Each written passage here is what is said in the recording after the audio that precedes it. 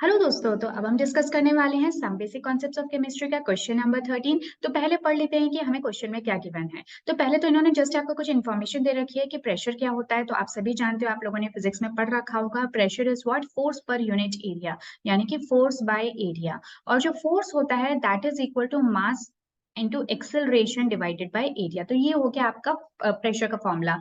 देखो, ये जो force equal to mass into acceleration है, ये बेसिकली आपका सेकंड लॉ ऑफ मोशन है, आप लोगों को याद आ गया होगा।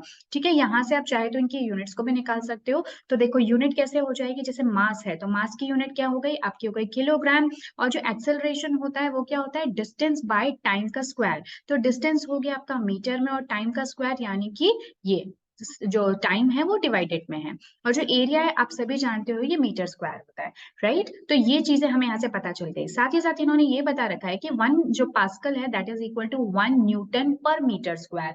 तो न्यूटन क्या होता है, देखो न्यूटन क्या है, फोर्स की यूनिट होती है। इसका मतलब इस कंप्लीट को भी मैं कैसे लिख सकती हूँ, न्यूटन पर मीटर स्क्वायर लिख सकती हूँ, राइट। ये सेम ही चीज है।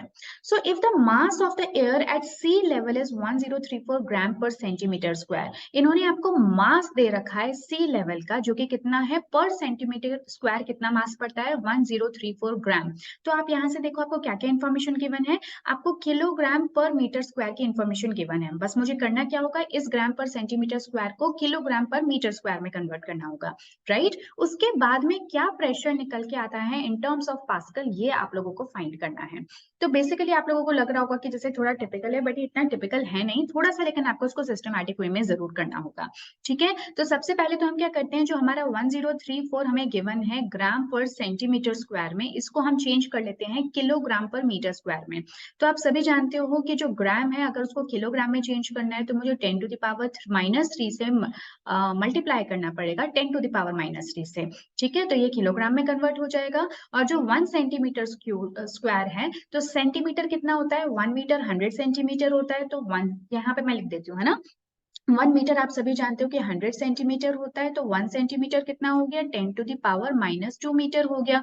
तो 1 सेंटीमीटर स्क्वायर कितना हो गया, इस पूरे का भी आप स्क्वायर कर दो तो ये बन गया 10⁻⁻4 मीटर स्क्वायर। तो यहाँ पे मुझे क्या करना होगा, 10⁻⁻4 मीटर स्क्वायर से मैं डिवाइड कर दूंगी। तो जब हम इस पूरे को कैंसिल आउट करेंगे तो आप देख रहे हो कि ये इससे कैंसिल हो जाएगा, बस नीचे बचेगा 10⁻⁻1, जो कि ऊपर जब चला जाएगा तो ये क्या बन जाएगा, 10 आपका ऊपर गया, है ना, समझ गए होगे। तो ये 10 एक ऊपर जाएगा तो ये बन जाएगा दिस किलोग्राम पर मीटर स्क्वायर।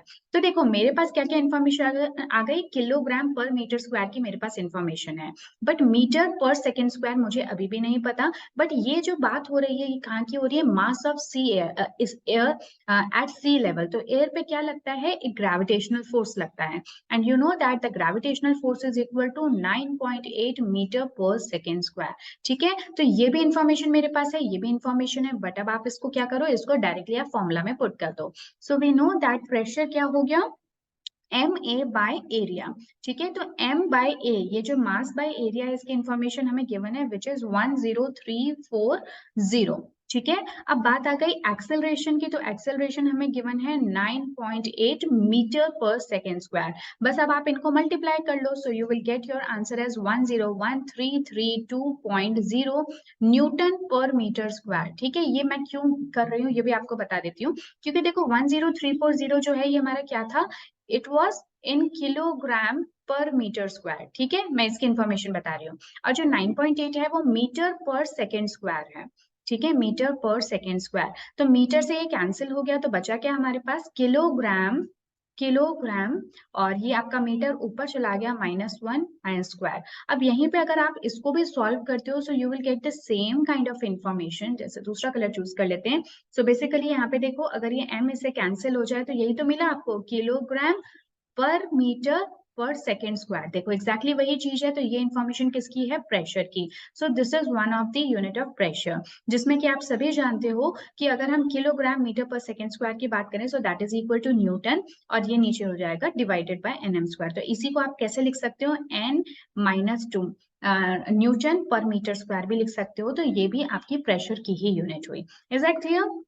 तो बस वही चीज मैंने की है यहाँ पे। बट आपसे जो क्वेश्चन पूछा था वो इन टर्म्स ऑफ पास्कल पूछा था। बट हम ये जानते हैं कि जो 1 पास्कल है वो 1 न्यूटन पर मीटर स्क्वायर के ही इक्वल है। तो कोई बात नहीं, आप इसी वैल्यू को 332.0 पास्कल लिख सकते हैं। बट अगर इसी वैल्यू को मुझे और बेहतर तरीके से दिखाना है तो मुझे इनको सिग्निफिकेंट नंबर्स में दिखाना होगा, यानी कि मुझे डेसिमल को शिफ्ट करना होगा to left hand side. So this will become 3 3 2। तो देखो मैंने 1 2 3 4 5 5 से मैंने इस डेसिमल को शिफ्ट किया है, तो ये मेरी वैल्यू कितनी हो जाएगी 5 10 टू द पावर 5 पास्कल। जब भी आप डेसिमल को लेफ्ट हैंड साइड में शिफ्ट करते हैं तो हमेशा जो वैल्यू है पावर्स में वो पॉजिटिव ही रहती है, एंड राइट साइड में शिफ्ट करने पे वो नेगेटिव यानी कि माइनस में हो जाती है। So I hope this conversion is clear to you. तो इसमें थोड़ी सी कुछ कुछ चीजें थी जो कि ध्यान रखने की थी, सो आई एम श्योर कि आपको समझ में आ गया होगा। So we will meet in our next video with the next question, that is question number 14। Till then take care, good bye.